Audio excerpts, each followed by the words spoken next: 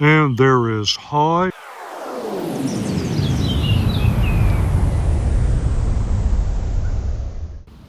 Well, good evening and welcome to the Arbor Hills Nature Preserve in Plano, Texas. Tonight's exercise is a field test of the SOFIRN SE1. I want to thank SOFIRN for sending me this light and making the review possible. Well, this is a keychain light and a rather small one at that. I have a number of keychain lights that I use. This is probably the most compact, the Nightcore Tiny 3, and this will give you an idea of the relative size of these two. The SC1 has a number of interesting features, most notably the variety of ways that you can carry and deploy this light. Of course, you could imagine that this just drops in a pocket and your biggest problem with it is going to be finding it once you put it in your pocket. There's a very handy clip that comes with it. Light clips on magnetically. You can see USB-C charging. I do not know if that is water resistant or not. I have not tested that, so that's a very sturdy system. This is my favorite way to use the light. I can clip it onto a shoulder strap of my ruck. I can clip it onto the back of the ruck. I can put it in a jacket or pant pocket. It just it clips on in a number of ways, but doesn't stop there. You can take this mini lanyard, if you will, and if you look, there are holes you can thread this through, and yeah, you could put it on a keychain. Not only that, you've got this arm strap, which has considerable flexibility. You could wear this on your forearm or even your upper arm, and then once you've got it set up the way you want, this just clips in. So the SC1 is in fact a wearable keychain light. So very interesting in terms of just the number of options you have for carrying and deploying this very, very compact light. You also have variety in outputs. White light, which is Moonlight, low, medium, high. Believe it or not, you get UV from this platform. You also have a very generous set of RGB outputs, and they're not just there for being cool. Yes, cool is covered if you like that, but they also have some very practical and very useful RGB outputs, and we will look at that tonight. So enough for me babbling on. I know you're not here to listen to me. You're here to see beam shots. You're here to see field performance. All right then, time for me to get out there and do my job. So I wanted to show you a couple things before we get started. First of all, this is the most common pack that I use when I'm out filming product reviews here at the Nature Preserves. I just wanted to show you how easy it is to clip this onto the shoulder strap, and it stays on. So I've got a really handy backup light and admin light right here. And I'm not really personally into wearable lights of this nature, but two things I will say. It's very solid. The only weak point would be if I was out in the bush doing a search and rescue op. I'm not wearing this light. I'm using my headlamp, and I brush against a branch or something like that and accidentally knock it off. That is the risk, but I can't shake it off easily. And honestly, it's quite comfortable. I've been wearing this for about 5 minutes now, and I just barely even notice it's there. So if this is something that you are inclined to, fit and comfort is something you will likely be very pleased with. So here is the Moonlight output. Some may argue that's a bit much for a Moonlight, especially if you're inside the car or inside the tent. For a keychain light, it might be more appropriate to call low. That, however, is low.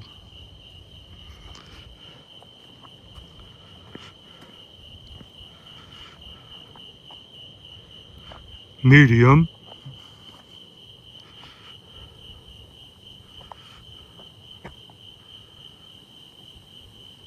And there is high. I'm going to step back a bit.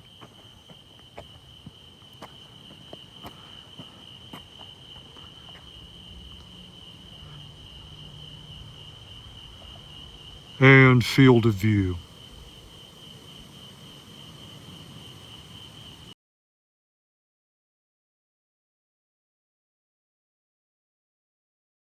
Now that's very interesting because we're seeing a greenish tint out of that scorpion, and you can see that the surrounding brush is very purplish.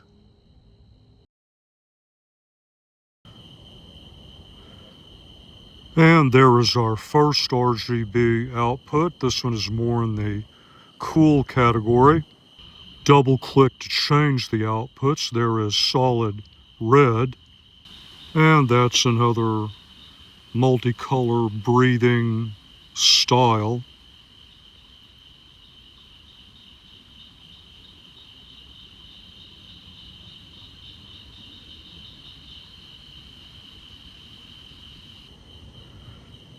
And of course my favorite, the flashing red-blue.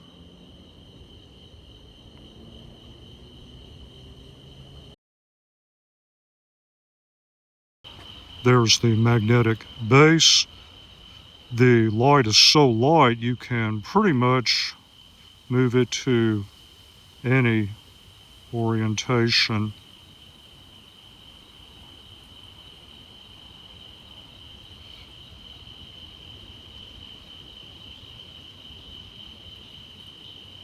Yeah, it's not going to fall. First practical exercise of the evening, close quarter search. You know the drill. Your kids were out here playing earlier. They dropped something, now you have to come search for it. This is the low output level. Not bad, but just not bad. If you were searching for something highly reflective, you could get away with this out to maybe 10 or 12 yards. Personally, I would want to go up one into medium, and that would definitely, that would definitely get the job done for pretty much the entire playground. See, allows me to get back into those darker corners.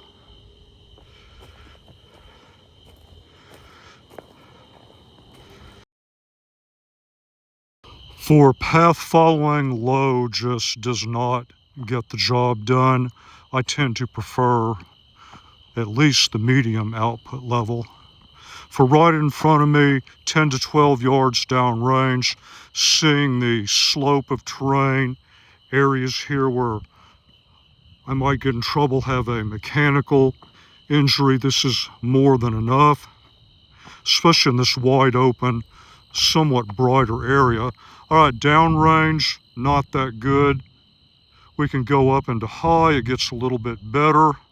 Wouldn't spend too much time in high though because of the battery burn, but here's another good look at it.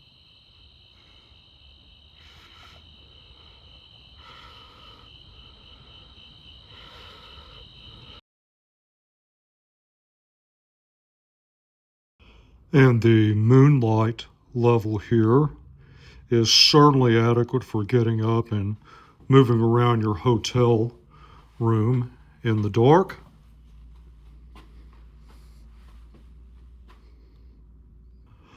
Well, when you're on the road, UV is always useful for finding, well, I hate to say it, but you know what the score is. Be careful what you look for, you might find it. Well, let's see, so far this room's looking pretty good. I would say the UV is perfectly adequate for indoor use.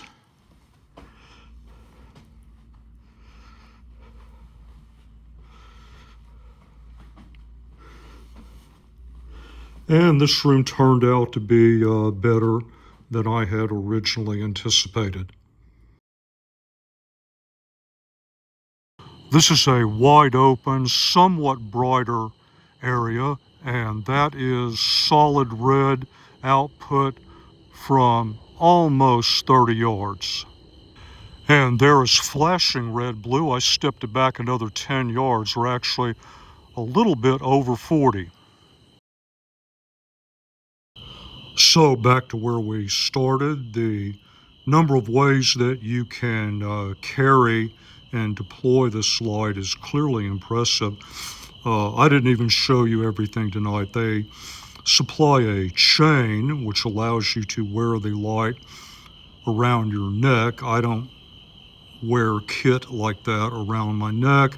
I can't vouch for how robust it is, but the point is the light is deployable in a wide variety of means. It is wearable. You saw what the outputs looked like. Personally, for this size light and the lumen output, I was very pleased with the white outputs. The UV is marginally useful outdoors, very useful indoors. Outdoors, I would say you're going to be limited to about 3 yards, 4 if it's very dark out. And anything that does not glow brightly under UV has a purple tint to it. Don't know how you feel about that. You saw the scorpion tonight. Normally scorpions are very nice, bright, consistent cyan. You saw what it looked like tonight. All right, well, enough of me babbling on. As I've often said, my opinions really don't matter.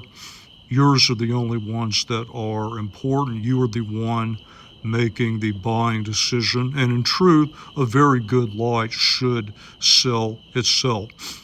So I'll close by saying, as usual, I hope you saw everything you needed tonight to make a decision. There are a couple more tests that I would personally like to run, depending on how my upcoming hip replacement goes. I may have to reserve those for a couple of YouTube Shorts videos, but that's where I'm going to shut it down for tonight. And as always, until the next review, thank you very much for your time, and thank you for watching the video.